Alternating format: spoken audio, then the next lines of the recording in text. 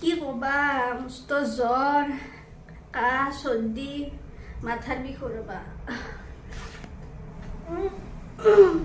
তোমাক কৈছিলোৱে দেখোন হা অলপ বোলে গাড়ীখন লাহে লাহে চল তোমাৰ গতে একেবাৰে জুই লাগছিল যি ফাইটাৰ চল দি আহিছা হ'ল নে এতিয়া মোৰ বেমাৰটো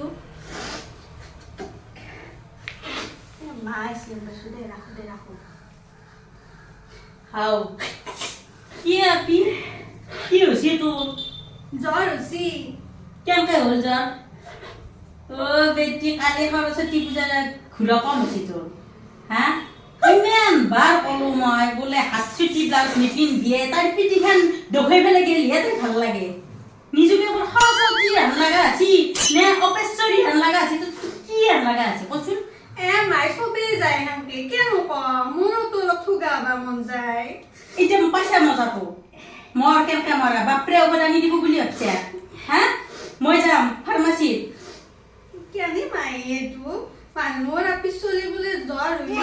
মই মেডিচিন আন দে গা বাৰিচ কৰি দে আমাৰ গোটে নাচিকে গালিহে মাৰবা গুচি তোক ঔষধ আনি দিলো হয় তই যদি খালি মোৰ কথা শুনলি হয়